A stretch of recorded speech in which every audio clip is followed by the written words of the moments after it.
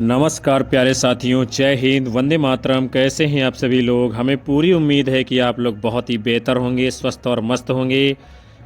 आप सभी लोग एक बार पुनः से विजिट कर चुके हो दीपक लक्ष्यप यूट्यूब चैनल के ऑनलाइन प्लेटफॉर्म पर।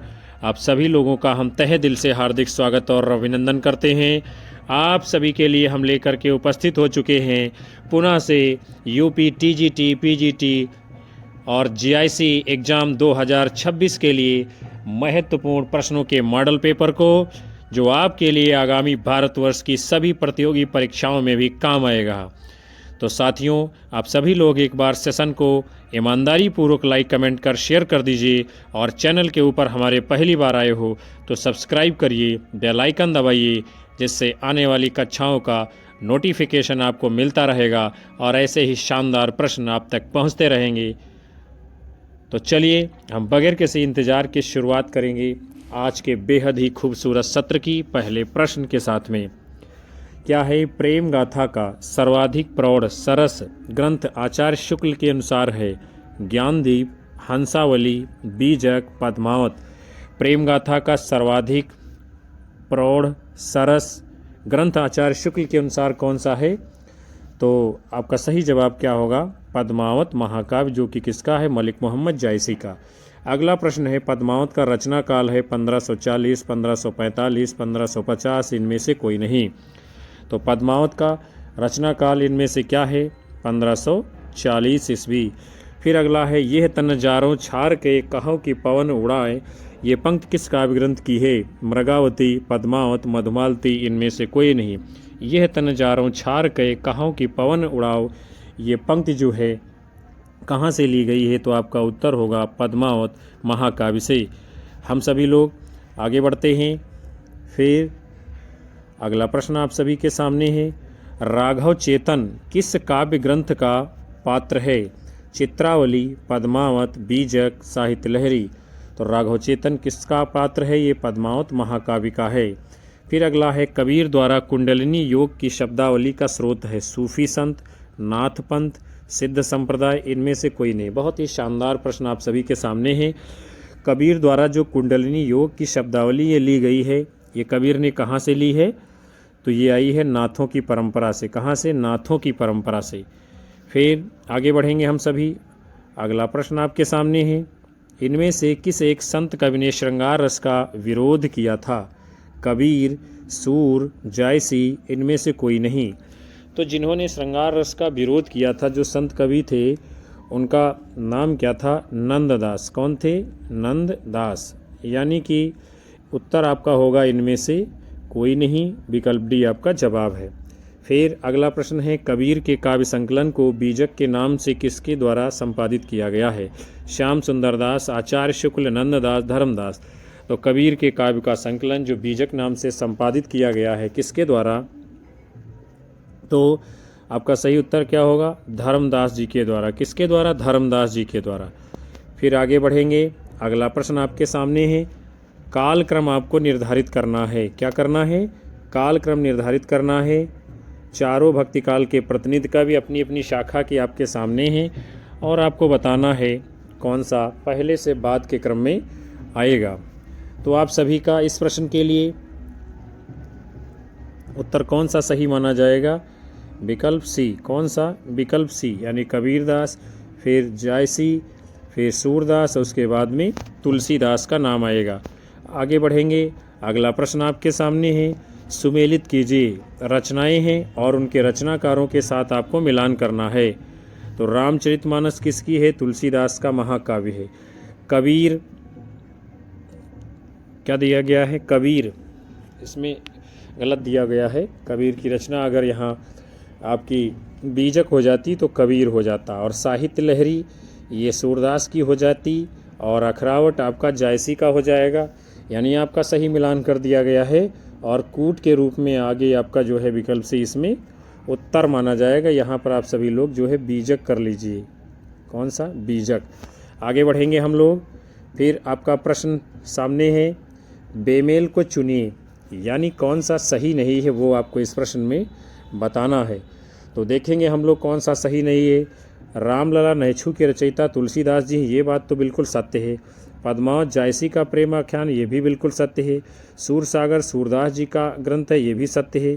और जो असत्य होगा यानी गलत होगा, बेमेल होगा, यही विकल्प डी पुष्टि मार्ग का जहाज सूरदास को कहते हैं। कुंभन दास जी गलत बात है, कुंभन दास जी नहीं कहते हैं। आप सभी को बताना है कि सूरदास को पुष्टि मार्ग का जहाज किसने कहा था।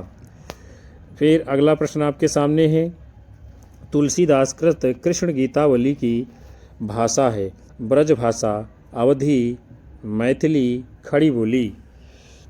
तो तुलसीदास की जो रचना है कृष्ण गीतावली, इसकी भाषा कौन सी है?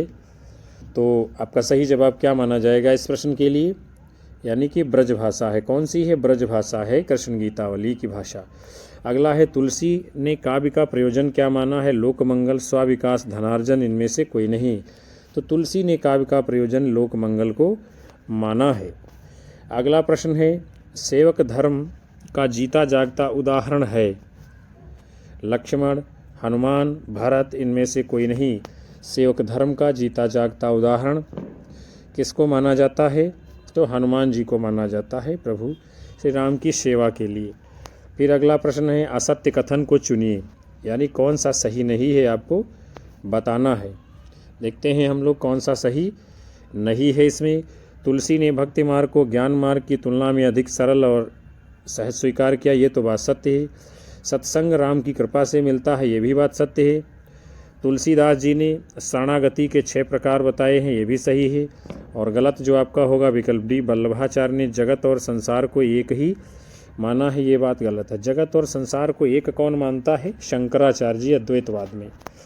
फिर और वल्लभाचार्य जी का शुद्धाद्वैतवाद है, तो ये जो है जीव को भी शुद्ध मानते हैं और ईश्वर को भी शुद्ध मानते हैं, संसार को भी शुद्ध मानते हैं। अगला प्रश्न है, बिनु पग चले सुनई बिनु काना में कौन सा अलंकार है? उत्प्रेक्षा, संदेह, भ्रांतिमान, विभावना।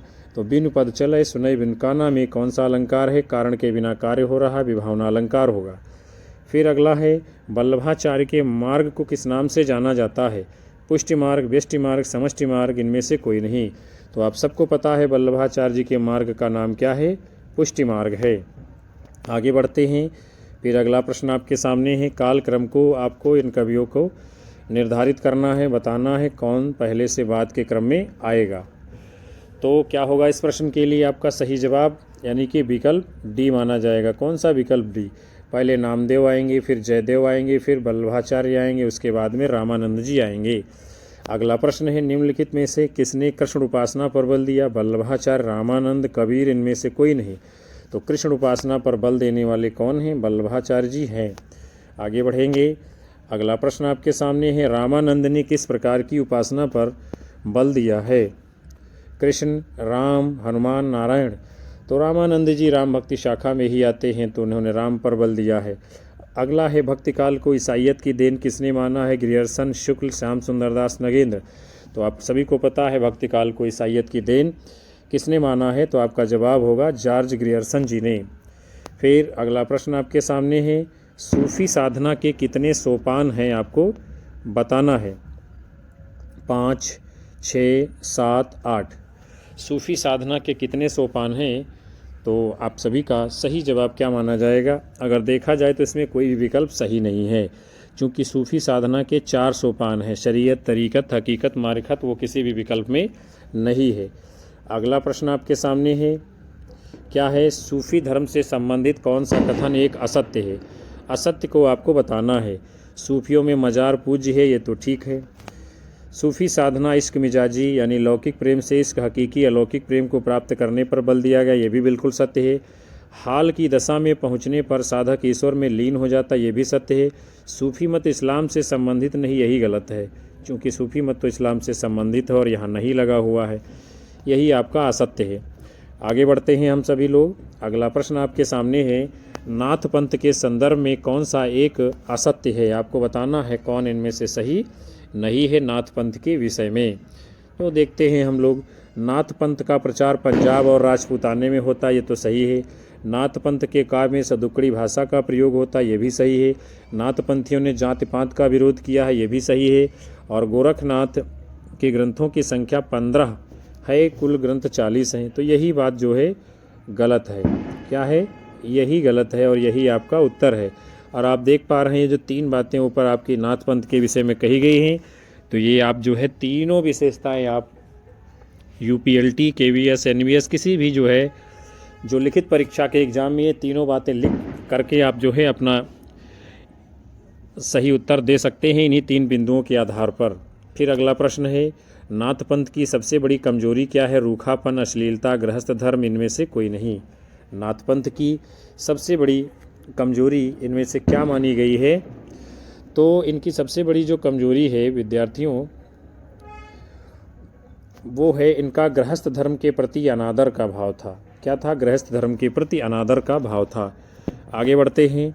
अगला प्रश्न है, काल क्रम को निर्धारित कीजिए। यहाँ 4 कवि आपके सामने हैं और इनको जो है क्रमानुसार आपको बताना है पहले से बाद के क्रम में कौन सा आएगा। तो आपका जवाब क्या होगा? विकल्प बी, यानी पहले स्वयंभू, फिर पुष्पदंत, फिर धनपाल, उसके बाद में देवसेन का नाम आएगा। अगला प्रश्न आपके सामने है, क्या करना है? यहाँ रचनाएं हैं और उनके रचनाकारों के साथ आपको करना है सुमेलित। तो हम लोग देखते हैं कौन सी रचना किसकी है। स्वयंभू छंद, ये स्वयंभू की रचना है। और अणय कुमार चर्यु, ये रचना किसकी है? अणय कुमार चर्यु। तो ये पुष्पदंत की है। श्रावकाचार देवसेन की है और भविष्यत कहा ये धनपाल जी की है। आपका सही मिलान हो गया कूट के रूप में, विकल्प भी आगे इसमें आपका उत्तर होगा। फिर अगला प्रश्न आपके सामने है, यहाँ भी आपको क्या करना है? सुमेलित करना है। रचनाएं हैं, रचनाकारों के साथ आपको मिलान करना है। तो चंदन बाला रास अशोक कवि की रचना सही है। स्थूलभद्र राज जिन धर्म सूर्य की है, सही है। रेवंत गिरिरास ये जो है किसकी है? रेवंत गिरिरास ये विजय सेन सूर्य की है। किसकी है? रेवंत गिरिरास विजय सेन सूर्य की। और कुमारपाल प्रतिबोध ये सोमप्रभ सूर्य की है। तो आप सभी का सही मिलान कर दिया गया है और कूट के रूप में इसमें विकल्प भी आपका जवाब होगा। आगे बढ़ते हैं हम लोग। अगला प्रश्न आपके सामने है, प्रबंध चिंतामणि के रचनाकार हैं जैनाचार्य, मेरुतुंग, स्थूलिभद्र रास, विजय सेन सूर्य, अशोक कवि। प्रबंध चिंतामणि ये रचना किसकी है? तो आपका सही जवाब क्या होगा? जैनाचार्य मेरुतुंग की। अगला प्रश्न है, बेमेल को चुनिए, बताइए इसमें कौन सा सही नहीं है। तो संदेश रासक अब्दुल रहमान की रचना ये सही है। योगसार जोएंदु की है, सही है। उपदेश रसायन राज जिनदत्त सूर्य की है, सही है। जम्बू स्वामी रास ये राम सिंह की रचना नहीं है और यही असत्य है, यही आपका उत्तर है। आपको बताना है जम्बू स्वामी रास ये रचना किसकी है। आगे बढ़ेंगे। फिर आपका प्रश्न है, शब्दानुशासन किसके द्वारा रचित है? हेमचंद्र, अब्दुल रहमान, धनपाल, इनमें से कोई नहीं। शब्दानुशासन किसकी रचना है? तो आप सभी को पता हेमचंद्र की है। इसको हेमचंद्र शब्दानुशासन भी कहा जाता है। फिर अगला है, कालक्रम आपको निर्धारित करना है। 4 कवि आपके सामने हैं, बताना है इसमें पहले से बाद के क्रम में कौन आएगा। तो इस प्रश्न के लिए आपका उत्तर होगा विकल्प ए, यानी पहले सरयपा आएंगे, फिर शबरपा, फिर लुईपा, फिर कण्हपा। आप सभी को पता है इनका क्रम। आगे बढ़ते हैं। अगला प्रश्न आपके सामने है, इनमें से कौन सा संत सबसे पहले हुआ है? कबीर, गुरु नानक, जय सीसूर। तो कौन सा संत इसमें सबसे पहले हुआ है? तो आपका उत्तर होगा कबीरदास जी। अगला प्रश्न है, संत काव्य में इनमें से किस रस की प्रधानता है? श्रृंगार, करुण, भक्ति, शांत। तो संत काव्य में किस रस की प्रधानता है? शांत रस की प्रधानता है।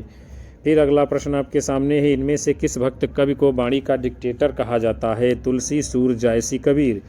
तो इनमें से वाणी का डिक्टेटर जो है कबीरदास को कहा जाता है और किसने कहा है? हजारी प्रसाद द्विवेदी जी ने। फिर अगला प्रश्न आपके सामने है, सिख संप्रदाय के प्रवर्तक कौन हैं, कौन माने जाते हैं? गुरु नानक, गुरु गोविंद सिंह, गुरु अर्जुन देव, इनमें से कोई नहीं। सिख संप्रदाय के प्रवर्तक किसको माना जाता है? तो आपका उत्तर होगा गुरु नानक जी को। फिर अगला प्रश्न है, असत्य कथन को चुनिए, यानी कौन सा सही नहीं है? ज्ञानबोध मलुकदास सही है। सुंदर विलास सुंदरदास सही है। सुखमनी, बावन अखरी अर्जुन देव की सही है। अंगवधू ये कबीरदास की रचना नहीं है, यही आपका सत्य उत्तर है। आपको बताना है अंगवधू किसकी रचना है। फिर अगला प्रश्न है, मीरा के इनमें गुरु कौन थे? रैदास, दादू, कबीर, तुलसीदास। आप सभी को पता है मीराबाई के गुरु कौन थे? तो आपका उत्तर होगा संत रविदास जी मीराबाई के गुरु थे। आगे बढ़ेंगे। अगला प्रश्न आप सभी के सामने है, इनमें से कौन रामानंद के शिष्य हैं? रैदास, कबीरदास, शेख फरीद, ए बी दोनों। तो रामानंद के शिष्य इनमें से कौन से हैं? ए बी दोनों, यानी रैदास भी हैं और कबीरदास भी हैं। अगला प्रश्न है, कबीर की उलटवासियों में कौन सा रस है? श्रृंगार, शांत, अद्भुत, इनमें से कोई नहीं। तो कबीर की उलटवासियों में कौन सा रस माना जाता है? अद्भुत रस माना जाता है। आगे बढ़ते हैं हम लोग। अगला प्रश्न आपके सामने है। काल क्रम के अनुसार इन कवियों को आपको लगाना है। पहले से बाद के क्रम में कौन आएगा? आप सभी को अपना सही उत्तर देना है। तो क्या होगा इस प्रश्न के लिए? आपका सही जवाब विकल्प सी माना जाएगा। कौन सा सी? यानी पहले शेख फरीद, फिर दादू दयाल, फिर मलुक दास, फिर सुंदर दास। अगला प्रश्न यहाँ भी आपको कालक्रम के अनुसार लगाना है कवियों को, पहले से बाद के क्रम में आपको लगाना है। तो आपका उत्तर क्या होगा? विकल्प डी, यानी पहले रामानंद आएंगे, फिर कबीर दास आएंगे, फिर रैदास का जीवन काल, फिर जो है गुरु नानक का माना जाएगा। आगे बढ़ते हैं। अगला प्रश्न आपके सामने है। यहाँ भी क्या करना है? काल क्रम के अनुसार कवियों को लगाना है। कौन पहले आएगा, कौन बाद में आएगा? तो क्वेश्चन नंबर 42 के लिए आपका उत्तर क्या होगा? विकल्प बी, यानी पहले रामानंद आएंगे, गुरु नानक आएंगे, शेख फरीद, दादू। यहाँ कुछ सोचना ही नहीं है, रामानंद चूँकि सबसे पहले हैं। फिर अगला प्रश्न है, असत्य कथन को चुनिए। असत्य कथन को चुनिए, यानी कौन सा इनमें से असत्य गलत है? देखते हैं हम लोग कौन सा गलत है। संत काव्य में गुरु की महत्ता है, ये तो विशेषता बिल्कुल सही है। संत काव्य जात प्रथा का विरोधी, ये भी सही है। संत काव्य की भाषा अपरिष्कृत, ये भी सही है। संत कवि सगुणोपासक थे, यही गलत है। संत कवि सगुणोपासक नहीं थे, निर्गुणोपासक थे। यहाँ भी आप जो है 3 विशेषताओं को लेकर आप अपने लिखित परीक्षा में प्रश्न के उत्तर को लिख सकते हैं। गुरु की महत्ता, जात प्रथा का विरोध और भाषा अपरिष्कृत।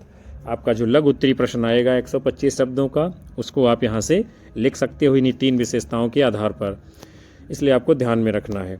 आगे बढ़ते हैं। आपका अगला प्रश्न है, कबीर की भाषा को सदुक्कड़ी किसने कहा है? आचार्य शुक्ल, श्याम सुंदर दास, राम कुमार वर्मा, इनमें से कोई नहीं। तो कबीर की भाषा को सदुक्कड़ी किसने कहा है? आचार्य रामचंद्र शुक्ल जी ने। फिर अगला है, राम को विष्णु के अवतार इनमें से किसने माना है? रैदास, कबीर, रामानुजाचार्य, दादू। राम को विष्णु का अवतार मानने वाले कौन हैं? तो आपका उत्तर होगा रामानुजाचार्य जी। आगे बढ़ेंगे हम लोग। फिर अगला प्रश्न आप सभी के समक्ष है, रामानुजाचार्य से सर्वाधिक प्रभावित थे। देखते हैं कौन प्रभावित थे। कबीर, तुलसी, जायसी, सूर। तो रामानुजाचार्य से प्रभावित कवि जो हैं उनका नाम क्या होगा? तुलसीदास जी। अगला प्रश्न है, सुबोधनी टीका व अणुभाष्य ग्रंथों के रचयिता हैं। निम्बारकाचार्य, रामानुजाचार्य, वल्लभाचार्य, इनमें से कोई नहीं। सुबोधनी टीका और अणुभाष्य ये दोनों ग्रंथ किसके हैं? आप सभी को पता है, वल्लभाचार्य जी की। फिर हम लोग आगे बढ़ते हैं। अगला प्रश्न आपके सामने है, वल्लभाचार्य के गुरु इनमें से थे। देखते हैं हम लोग, विष्णु स्वामी, कबीर, दादू, इनमें से कोई नहीं। तो वल्लभाचार्य जी के गुरु का नाम क्या है? विष्णु स्वामी। अगला है, अद्वैतवाद के प्रवर्तक आचार्य हैं विष्णु स्वामी, चैतन्य महाप्रभु, शंकराचार्य, इनमें से कोई नहीं। अद्वैतवाद के प्रवर्तक आचार्य का नाम क्या है? शंकराचार्य जी। आगे बढ़ेंगे। अब अगला प्रश्न आप सभी के सामने है, शुद्धाद्वैतवाद के प्रवर्तक आचार्य हैं मध्वाचार्य, शंकराचार्य, स्वामी हरदास, विष्णु स्वामी। शुद्धाद्वैतवाद के जो प्रवर्तक हैं उनका नाम क्या है? तो आपका सही जवाब क्या होगा? यानी कि शंकराचार्य जी, यानी माफ़ करिएगा, विष्णु स्वामी हैं। एक बार फिर से देखते हैं शुद्धाद्वैतवाद के प्रवर्तक कौन है इसमें? तो विष्णु स्वामी माना जाएगा। शंकराचार्य अद्वैतवाद के हैं। आगे बढ़ते हैं। फिर अगला प्रश्न आप सभी के सामने है, असत्य कथन को चुनिए, यानी कौन सा सही नहीं है आपको बताना है। तो तुलसी के साहित्य में सभी रसों का समावेश है, ये बात तो सत्य है। रामचरितमानस की रचना तुलसी ने की, ये भी सही है। रामचरितमानस में श्रृंगार का मर्यादित चित्रण है, बिल्कुल सही बात है। तुलसीदास जी ने भगवान श्री राम और माता सीता का बहुत ही मर्यादित, शुद्ध, संस्कारित श्रृंगार का चित्रण गोस्वामी जी ने किया है। फिर है, जो असत्य है आपका गलत है, विकल्प डी आपका ये सही नहीं है। क्या है इसमें? भक्त की चर्चा तुलसी ने गीतावली में की है, बिल्कुल गलत बात है, यही आपका असत्य है। अगला है, फिर यहाँ पर भी आपको असत्य कथन को बताना है कौन सा सही नहीं है। देखते हैं हम लोग। कबीर ग्रंथावली में कबीर की रचनाएं संकलित हैं, बिल्कुल ठीक है। कबीर ग्रंथावली के संपादक श्याम सुंदर दास जी हैं, ये भी सत्य है। कबीर निर्गुणोपासक भक्त कवि थे, ये भी सही है। गलत क्या है आपका? विकल्प डी, कबीर ने सभी रसों का प्रयोग अपने काव्य में किया, बिल्कुल नहीं किया है। कबीर के काव्य में ज़्यादातर शांत रस है और अद्भुत रस पाया जाता है। अगला है, सत्य कथन को चुनिए। यहाँ भी आपको क्या करना है? यहाँ आपको बताना है सत्य आपको सही कौन सा है। तो देखते हैं हम लोग, सत्य क्या है? कबीर ने तीर्थाटन का समर्थन किया, बिल्कुल गलत बात है। कबीर ने रोज़ा, नमाज, तीर्थाटन आदि का विरोध किया है। कबीर की रचनाएं लगभग 150, गलत है। कबीर महिला विरोधी थे, बिल्कुल गलत है। सही क्या है? गुरु ग्रंथ साहिब में कबीर के कुछ दोहे संकलित हैं, यही आपका राइट आंसर माना जाएगा। आगे बढ़ते हैं हम लोग। फिर अगला प्रश्न आपके सामने है। यहाँ आपको असत्य कथन को बताना है, कौन सा सही नहीं है उसे आपको है बताना। देखते हैं हम लोग कौन सा सही नहीं है। कबीर की भाषा सदुक्कड़ी है, बिल्कुल ठीक बात है। कबीर में शांत रस की प्रधानता, बिल्कुल सही है। निर्गुण संतों में कबीर बहुत बड़े ज़बरदस्त व्यंग्यकार थे, ये भी सत्य है। कबीर के बीजक का संकलन जो है नंददास ने किया, यही आपका असत्य है, यही गलत है। क्योंकि बीजक का संकलन जो है किसने किया है? तो धर्मदास जी ने किया है। आगे बढ़ते हैं। अगला प्रश्न आप सभी के सामने है। सुमेलित कीजिए। क्या करना है? सुमेलित करना है। काव्य की पंक्तियाँ दी गई हैं और आपको मिलान करना है कौन सी पंक्ति किस अलंकार की है, ये आपको बताना है। तो देखेंगे हम लोग जो है, काहेरी नलिनी तू कुम्हिलानी।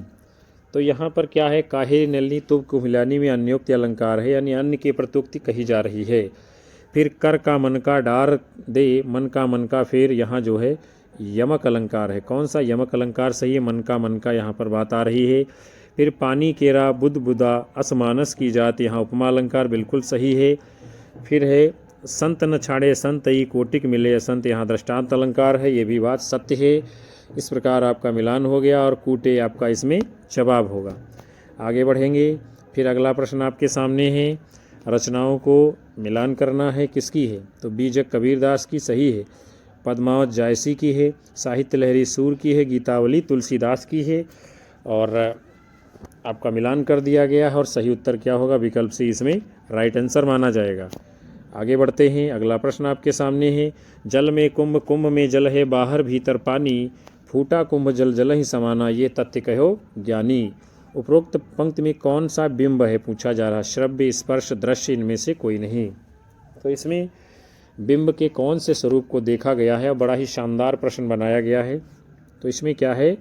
दृश्य बिंब है। कौन सा है? दृश्य बिंब है। आगे बढ़ेंगे हम सभी लोग। अगला प्रश्न आप सभी के सामने है। सुमेलित कीजिए। क्या करना है? सुमेलित करना है। पंक्तियां हैं और उनमें अलंकारों की आपको करनी है पहचान, कौन सा अलंकार किस पंक्ति में है। तो क्या कहा जा रहा है, देखते हैं हम लोग। भौहें श्याम धनुक तनु जाना, भौहें श्याम धनुक तनु जाना, इसमें कौन सा अलंकार है? उत्प्रेक्षा अलंकार।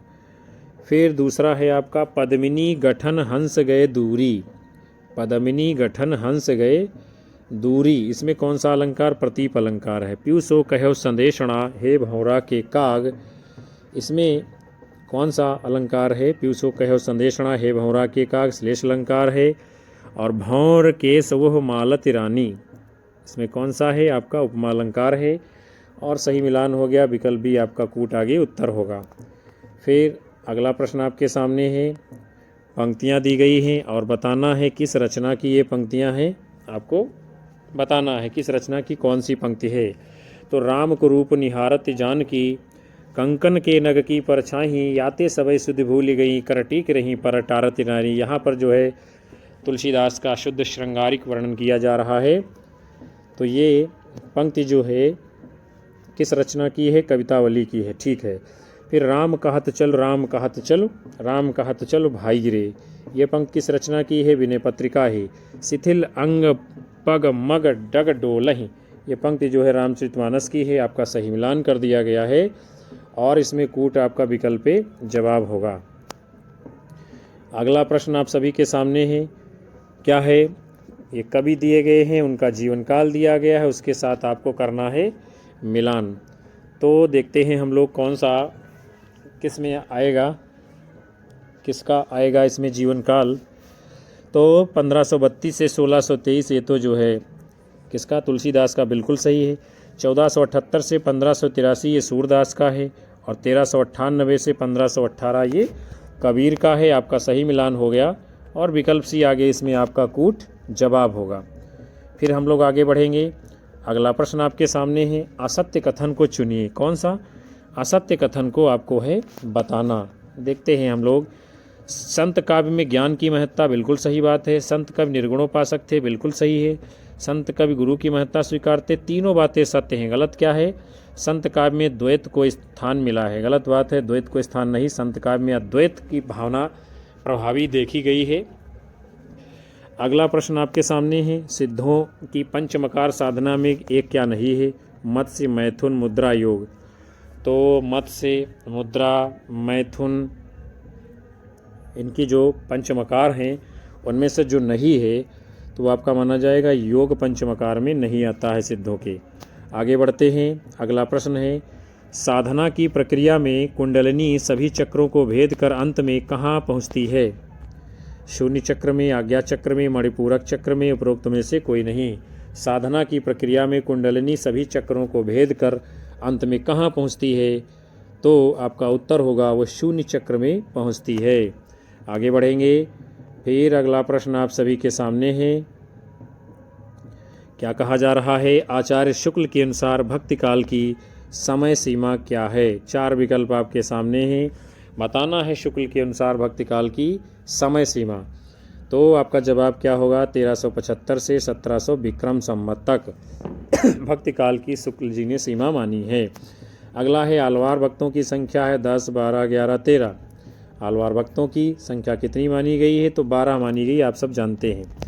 फिर अगला प्रश्न है, निम्नलिखित में से सत्य कथन को चुनिए, यानी कौन कौन सी बातें सही हैं उसे आपको है बताना। तो नाथ संप्रदाय के प्रवर्तक गोरखनाथ थे, बिल्कुल बात सही है। वज्रयान से सिद्ध साहित्य का विकास हुआ, ये भी सही है, यानी 1 और 2 दोनों बातें आपकी सही होंगी। अगला प्रश्न आपके सामने है, निम्नलिखित में से सत्य कथन को चुनिए, बताइए कौन सा सही है कौन सा नहीं सही है। तो नाथ संप्रदाय का प्रभाव केवल हिंदुओं पर था, ये क्या है? नाथ संप्रदाय का प्रभाव केवल हिंदुओं पर था।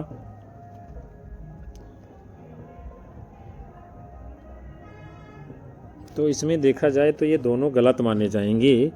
इसमें होगा क्या, नाथ संप्रदाय का प्रभाव जो है हिंदुओं पर भी था और नाथ संप्रदाय का प्रभाव उसमें मुस्लिमों पर भी था, यानी दोनों सही होने चाहिए। ये केवल यहाँ लगा हुआ है, इसलिए गड़बड़ जा रहा। फिर अगला प्रश्न आप सभी के सामने है, आचार्य हजारी प्रसाद द्विवेदी के अनुसार नाथ संप्रदाय की सबसे बड़ी कमजोरी क्या है?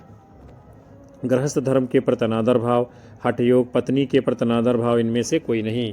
अच्छा प्रश्न आपके सामने है और पूछा गया प्रश्न कई बार ये परीक्षाओं में। तो हजारी प्रसाद द्विवेदी के अनुसार नाथ संप्रदाय की सबसे बड़ी कमजोरी क्या थी? गृहस्थ के प्रति अनादर भाव। अभी हम ऊपर बता चुके हैं, ये क्वेश्चन दूसरे रूप में ऊपर पूछा गया था।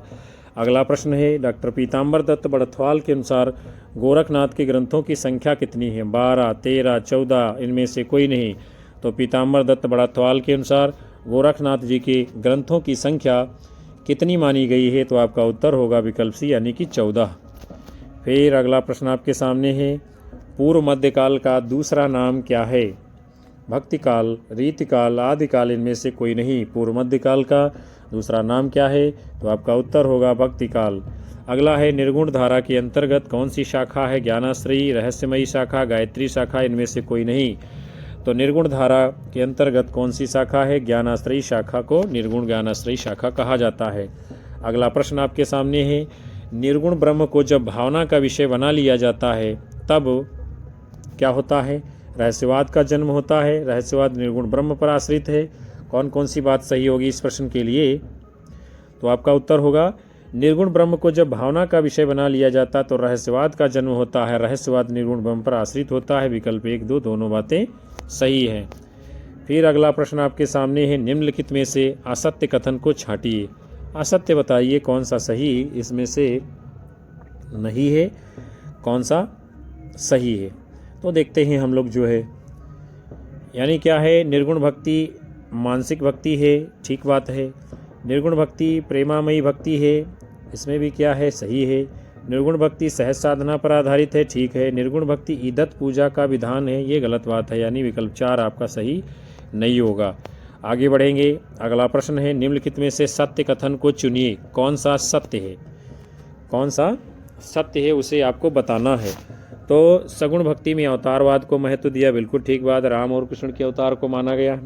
फिर सगुण भक्ति में कर्मकांड का महत्व बिल्कुल है, इसमें मूर्ति पूजा है और तीर्थाटन है, ये व्रत वगैरह सब है, यानी 1, 2 दोनों बातें सही है।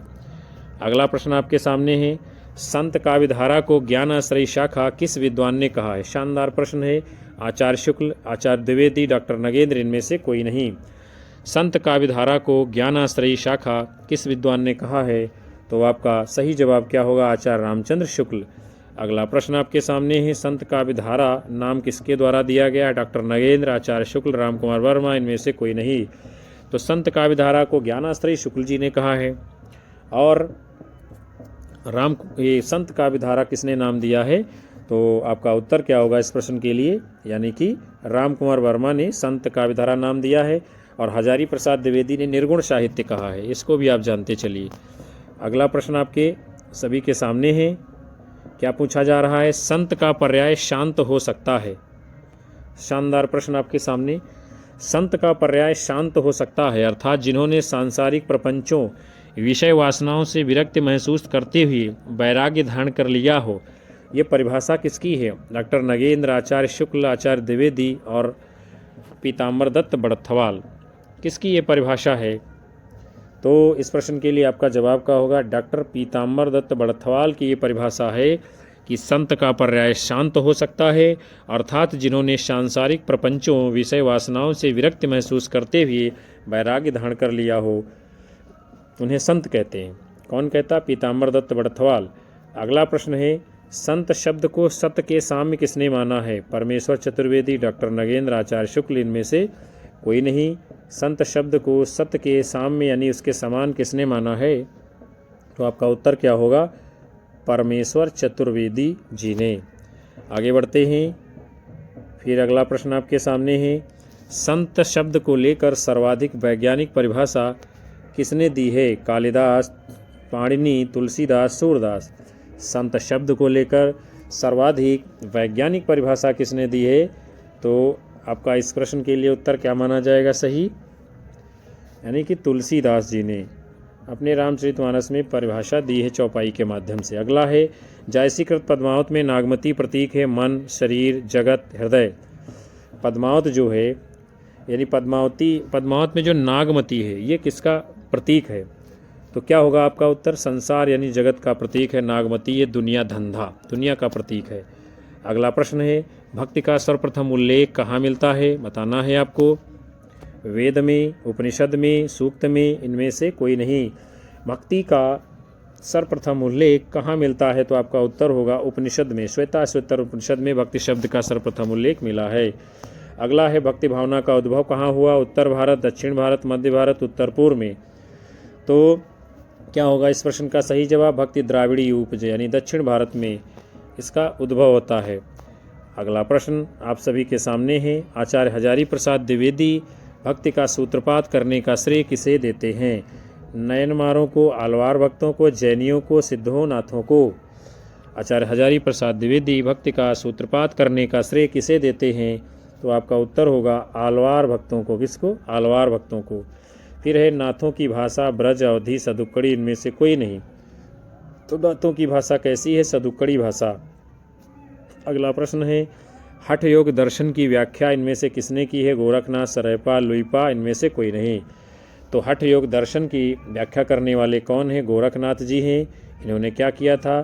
पतंजल के योग मार्ग से हठ योग, पतंजल के जो पतंजल जी का यानी योग मार्ग है उसी से जो है योग शब्द को लेकर के हठ योग का प्रवर्तन किया था, जिसमें हा का अर्थ है सूर्य और ठा का अर्थ है चंद्रमा।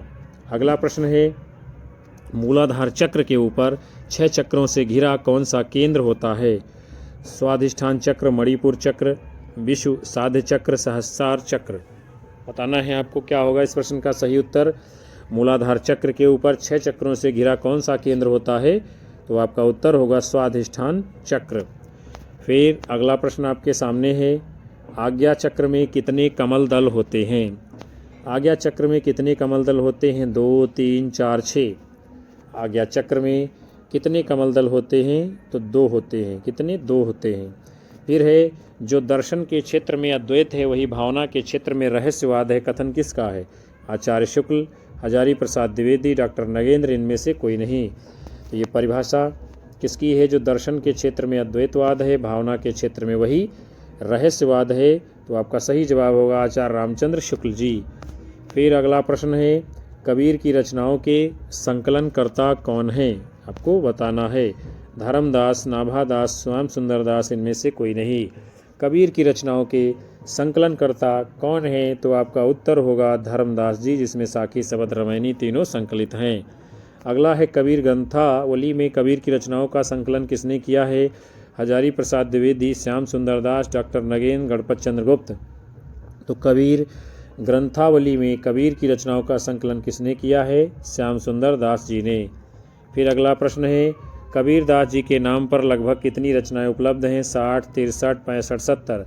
कबीर दास जी के नाम पर कितनी रचनाएं लगभग जो है उपलब्ध मानी जाती हैं? तो 65 यानी 65 रचनाएं कबीरदास के नाम पर उपलब्ध मानी जाती हैं। फिर अगला प्रश्न आपके सामने है, कबीरदास जी के गुरु कौन थे? आप सभी को बताना है। रामानंद, राघवानंद, वल्लभाचार्य, इनमें से कोई नहीं। तो आप सब लोग जानते हैं कबीरदास के गुरु का नाम क्या है? रामानंद। अगला प्रश्न आपके सामने है, इड़ा, पिंगला, सुषुम्ना को गंगा, जमुना, सरस्वती नाम किसने दिया है? कबीर, सिद्धनाथ, सूरदास, इनमें से कोई नहीं। तो इड़ा, पिंगला, सुषुम्ना को गंगा, जमुना, सरस्वती किसने कहा है? तो आपका सही उत्तर क्या होगा इस प्रश्न के लिए? कबीरदास जी ने इड़ा, पिंगला, सुषुम्ना को गंगा, जमुना, सरस्वती नाम दिया है। फिर अगला प्रश्न आपके सामने है, कबीर की भाषा का मूल्यांकन करते हुए किसने कहा था कि कबीर का भाषा पर जबरदस्त अधिकार था? आचार्य द्विवेदी, आचार्य शुक्ल, श्याम सुंदर दास, इनमें से कोई नहीं। ये किसने कहा था कि कबीर का भाषा पर जबरदस्त अधिकार था? तो आपका उत्तर क्या होगा? हजारी प्रसाद द्विवेदी जी ने। फिर है, काहेरी नलिनी तू कुमिलानी में कौन सा अलंकार है? यमक, श्लेष, अन्योक्ति, दृष्टांत। काहेरी नलिनी तू कुमिलानी में कौन सा अलंकार है? तो आपका जवाब होगा अन्योक्ति अलंकार। आगे बढ़ेंगे हम सभी लोग। अगला प्रश्न आपके सामने है, पानी, केरा, बुदबुदा, असमानस की जाति में कौन सा अलंकार है? यमक, उपमा, श्लेष, दृष्टांत। पानी, केरा, बुदबुदा, असमानस की जाति, इसमें कौन सा अलंकार है? उपमा अलंकार है। अगला प्रश्न है, जल में कुंभ, कुंभ में जल है, बाहर भीतर पानी, इसमें कौन सा बिंब होगा? कौन सा बिंब होगा? तो इसमें होगा आपका दृश्य बिंब। फिर आगे बढ़ेंगे हम लोग। अगला प्रश्न है, जायसी को लौकिक रचनाकार किसने कहा है? विजय देव नारायण शाही, डॉक्टर नगेंद्र, आचार्य शुक्ल, इनमें से कोई नहीं। जायसी को लौकिक रचनाकार मानने वाले कौन हैं? यानी विजय देव नारायण शाही जी ने जायसी को लौकिक रचनाकार कहा है। फिर अगला प्रश्न आप सभी के सामने है, जायसी के पद्मावत की प्रेम कथा को समासोक्ति प्रधान किसने माना है? आचार्य शुक्ल, गणपत चंद्र गुप्त, डॉक्टर नगेंद्र, इनमें से कोई नहीं। जायसी के पद्मावत की प्रेम कथा को समासोक्त किसने माना है? तो क्या होगा आपका सही जवाब? आचार्य रामचंद्र शुक्ल जी ने। अगला प्रश्न है, भक्तिकालीन संतों भक्तों ने नवजागरण का माध्यम किसे बनाया? धर्म, शिक्षा, आध्यात्म, इनमें से कोई नहीं। तो भक्तिकालीन संतों ने नवजागरण का माध्यम किसे बनाया? धर्म को। किसको? धर्म को। अगला प्रश्न है, जायसी की रचना पद्मावती को मसनवी शैली पर आधारित किसने माना है? डॉक्टर नगेंद्र, विजय देवनारायण शाही, आचार्य शुक्ल, इनमें से कोई नहीं। क्या होगा? शानदार प्रश्न का शानदार जवाब आपका। जायसी की रचना जो है पद्मावती, उसको मसनवी शैली पर आधारित किसने माना है? तो आपका उत्तर होगा आचार्य रामचंद्र शुक्ल जी ने पद्मावती को मसनवी शैली पर आधारित माना है पद्मावत को। तो प्यारे विद्यार्थियों और साथियों, आज के इस खूबसूरत सेशन को हम यहीं पर समाप्त करते हैं, जिसके अंतर्गत आप सभी लोगों ने बड़े ही महत्वपूर्ण 100 प्रश्नों की श्रृंखला को देखा जाना समझा। हमें उम्मीद है कि ये सेशन आप सभी लोगों को पसंद आया होगा और आने वाली भारत की सभी प्रतियोगी परीक्षाओं में आपके लिए कारगर साबित होगा। कक्षा को लाइक करिए और आप लोग कक्षा को हाइप अवश्य किया करिए, अपने साथी मित्रों में शेयर करिए और अपने अधिकतम साथी मित्रों को हमारे चैनल से अवश्य जोड़ते रहिएगा। आप सभी लोग, आप लोगों का प्यार मिलता रहेगा, हमारा मनोबल बढ़ेगा, हमें ऊर्जा मिलेगी और हम आप सभी को लगातार कक्षाएं दे पाएंगे। और उन सभी साथियों का तहे दिल से हार्दिक आभार जो प्रतिदिन आकर के सेशन को वॉच करते हैं। अपनी राय हमें कमेंट बॉक्स में दर्ज करिए। हम आपको मिलते हैं नए मॉडल पेपर को लेकर नई ऊर्जा के साथ। तब तक के लिए आप सभी को नमस्कार, जय हिंद, वंदे मातरम, बाय बाय, शुभ रात्रि आप सभी लोगों को विद्यार्थियों।